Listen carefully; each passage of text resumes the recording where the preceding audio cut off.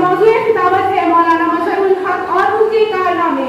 जंग आज़ादी के अजीम रहनुमा कौमी यकजहती के अलंबरदार मौलाना मजहरुल हक है और उनकी पैदाइश 22 दिसंबर 1866 ईस्वी में हुई और जाए पैदाइश मुकाम बहपुरा जिला पटना है। ये जगह पटना शहर से तकरीबन 25 किलोमीटर दूरी पर है।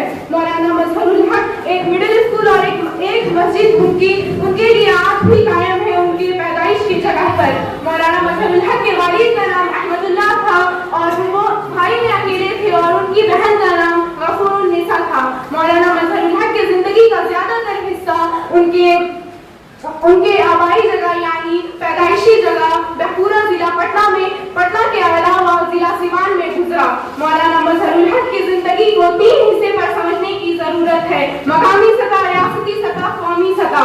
मौलाना मजहरुल हक ने मैट्रिक की तालीम स्कूल से हासिल की और फिर कानून की पढ़ाई के लिए उन्होंने लंदन का रुख किया और फिर इंग्लैंड में रहते हुए भी उन्हें हिंदुस्तानियों पर होने वाले जुल्म का एहसास हुआ और फिर उन्होंने इसलिए अंजुमा इस्लामिया कायम किया जिसमें एक छतरी के नीचे सभी हिंदुस्तानी जमा हुए और इस तहत हिंदुस्तानियों पर जो भी जुल्म किया जा रहा था अंग्रेजों के तरफ से उस पर उन्होंने गुफ्तगू की उससे हल करने के लिए।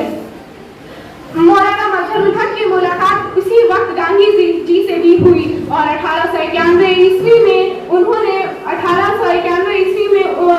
पटना में वकालत की प्रैक्टिस शुरू की। 1896 ईस्वी में जब बिहार के सारण में कहत पड़ा था तो उस वक्त उन्होंने वहाँ बेहतरीन इंतजाम किया जिससे लोगों में उनकी बेहतरीन शनाख्त कायम हुई। 1917 ईस्वी में गांधी जी की गुजारिश पर मौलाना मजहरुल हक ने चंपारण सत्याग्रह में सरगर्म हिस्सा लिया। इसके लिए उन्हें 3 महीने के लिए कैदी भी झेलनी पड़ी। 1920 तक तो वह एक तजुर्बाकार वकील बन चुके थे, लेकिन तहरीके अज़्म ताउन में शिरकत के गर्ज से उन्होंने वकालत को तर्क कर दिया। इतना ही नहीं, जगह जगह से तहरीक में शिरकत के गर्ज से आने वाले लोगों के लिए उन्होंने अपनी 16 बीघा जमीन तक अता कर दी। लेकिन फिर उन्हें 1903 ईस्वी में मौलाना मजहरुल हक को सारण के म्युनिसिपैलिटी में वाइस चेयरमैन बना दिया गया। वह इस ओहदे पर 1906 ईस्वी तक कायम रहे। इस मुद्दत में म्युनिसिपैलिटी की माली हैसियत काफी मजबूत हो गई। एक मुद्दत के बाद सारण की हैसियत काफी मजबूत हो गई। मौलाना मजहरुल हक का इंतकाल 2 जनवरी 1930 ईस्वी को फरीदपुर में हुआ और मैं अपनी इस बात को खत्म करती हूँ इस शेर के साथ। मजहब के नाम पर ना ये तकरार करेंगे कि मजहब के नाम पर ना ये तकरार करेंगे, इंसान है हम इंसान से प्यार करेंगे, ना जुल्म करेंगे ना अत्याचार करेंगे, कि ना जुल्म करेंगे ना अत्याचार करेंगे, इंसाफ का संसार में प्रचार करेंगे। शुक्रिया। जनाबे सदर, काबिले कदर, असातिज़ा किराम, हमारे आज़ाम और अजीज दोस्तों, अस्सलामु अलैकुम व रहमतुल्लाहि व बरकातुहू। आज की इस पुरसैर और पुररौनक महफिल में मेरा मौजूद खिताबत है मौलाना मजहरुल हक कौमी यकजहती के अलमबरदार, जनाब जंग आज़ादी के अजीम रहनुमा कौमी यकजहती के अलमबरदार, कौमी सहाफत के अहम रुकन 22 दिसंबर 1866 को मकाम बहपुरा पटना में उनकी पैदाइश हुई। उनके वालिद का नाम अहमदुल्लाह था। मजहरुल हक भाई में अकेले थे और उनकी सिर्फ एक बहन थी जिसका नाम गफूरुन्निसा था। उनकी जिंदगी का काफी वक्त फरीदपुर आंदर मौजूदा सिवान जिले में गुजरा। हज़रात, मौलाना की जिंदगी को 3 सतह पर देखने की जरूरत है, मकामी सतह, कौमी सतह और सियासी सतह पर उनकी खिदमत काबिले तारीफ है। मौलाना मजहरुल हक ने आंदर में अपने लिए एक रहायशगाह का क़याम किया और उसका नाम आशियाना रखा और वो उस आशियाने में काफी दिनों तक रहे। 18वीं सदी में आशियाना आजाद पसंदियों का एक अहम मरकज था। बैरिस्ट्री की तालीम मुकम्मल करने के बाद मौलाना ने पटना फिर छपरा कचहरी में वकालत शुरू की। 1903 ईस्वी में मौलाना को सारण म्युनिसिपैलिटी का वाइस चेयरमैन बनाया गया और उन्हें उसका चेयरमैन बनाया गया। रियासती सतह पर मौलाना की इंतहाई काबिल कद्र है। मौलाना ने कौमी सतह पर मुख्तलिफ जिम्मेदारियों को बखूबी अंजाम दिया है और कायदाना किरदार को मुकम्मल तौर पर निभाने का अहम फरीज़ा अंजाम देने की कोशिश की है। यही वजह थी कि मुस्लिम लीग के फाउंडर मेंबर صنعت کی تحفظ کی خاطر آواز اٹھائی مولانا نے، اور یہاں کے انڈسٹری کے پچھڑے پن کا ذمہ دار بھی انہوں نے انگریزی حکومت کو ٹھہرایا۔ 1920 عیسوی میں صداقت آشرم اور 1921 میں بہار ودیاپیٹ کی شروعات مولانا کی کوششوں کا نتیجہ ہے۔ مولانا کے کارناموں کو تسلیم کرتے ہوئے ان کی یادگار میں ڈاک ٹکٹ جاری کیا گیا، اور 1998 میں مولانا مظہر الحق عربی فارسی یونیورسٹی کا قیام اور آپ کے نام سے مظہر الحق کالج دیوان کا نام رکھا گیا۔ آخرکار یہ محب وطن یہ یکجہتی کا علم بردار 2 جنوری 1930 کو اس دنیا سے کوچ کر گیا۔ اب میں اپنی باتوں کو اس شعر کے ساتھ ختم کرتی ہوں۔ جہاں رہے گا وہی روشنی لٹائے گا، جہاں رہے گا وہی روشنی لٹائے گا، کسی چراغ کا اپنا مکان نہیں ہوتا۔ اندھیرا مانگنے آیا کبھی روشنی سے، اندھیرا مانگنے آیا کبھی روشنی کی، اپنا گھر جلایا نہ تو کیا کرتا۔ شکریہ۔ بسم اللہ الرحمن الرحیم۔ ان الذین قالوا ربنا اللہ ثم استقاموا صدق اللہ العظیم۔ محترم دانشمندان قوم و ملت، السلام۔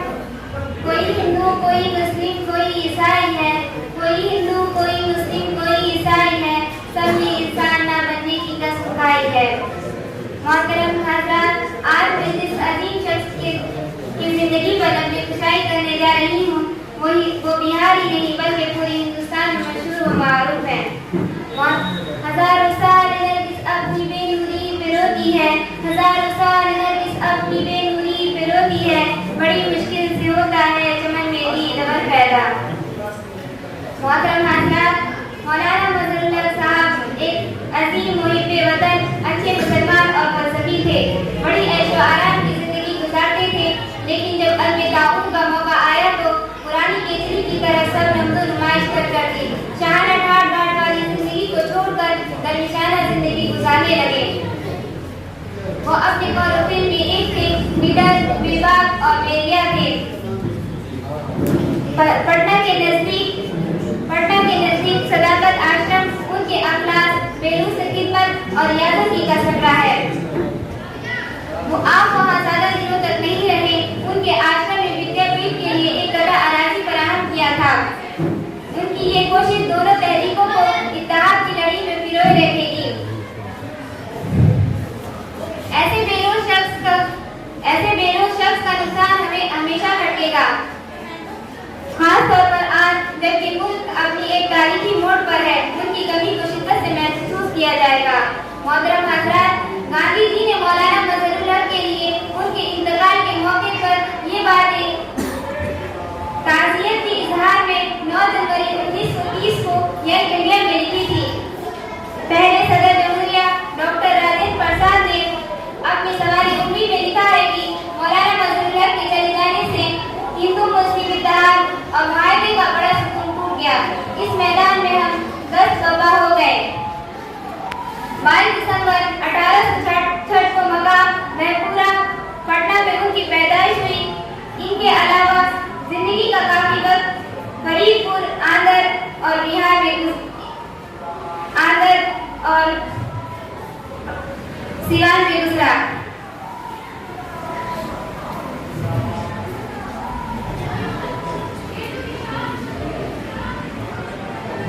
جہاں ان کے والد جناب احمد اللہ صاحب کا نام نہاد تھا۔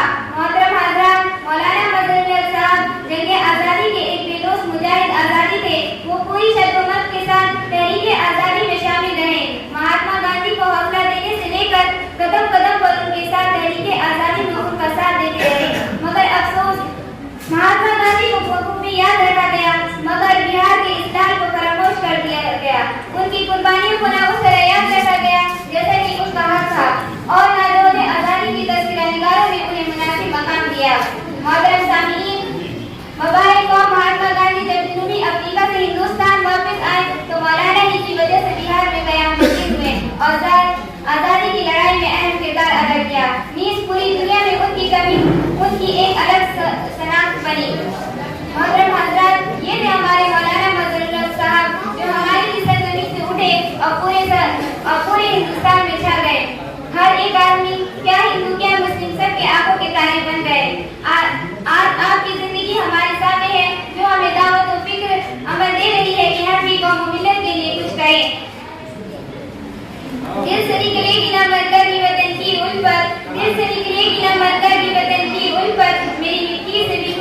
وفائده وآخر دعوانا أن الحمد لله رب العالمين وعليكم السلام. نحمده ونصلي على رسوله الكريم أما بعد أعوذ بالله من الشيطان الرجيم بسم الله الرحمن الرحيم رب اشرح لي صدري ويسر لي أمري صدق الله العظيم. محترم دانشوران قوم ملت، اساتذہ کرام، حکم صاحبان اور بزرگوں، دوستوں، السلام علیکم ورحمۃ اللہ وبرکاتہ. میرے لیے یہ نہایت خوشی کی بات ہے کہ آج مجھے جس عظیم شخصیت کی حیات و خدمات پر لب کشائی کا موقع مل رہا ہے، وہ صرف بہار ہی نہیں بلکہ پورے ہندوستان میں ایک عظیم محب وطن، مجاہد آزادی، ہندو مسلم اتحاد کے عظیم داعی کی حیثیت سے مشہور و معروف ہے.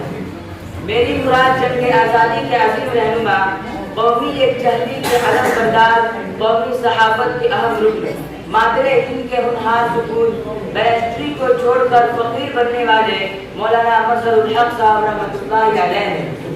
آپ کی پیدائش 22 دسمبر 1866 عیسوی کو مقام باپورہ ضلع پٹنہ میں ہوئی. مولانا کی یادگار ایک مڈل اسکول اور ایک مسجد آج بھی باپورہ میں موجود ہے.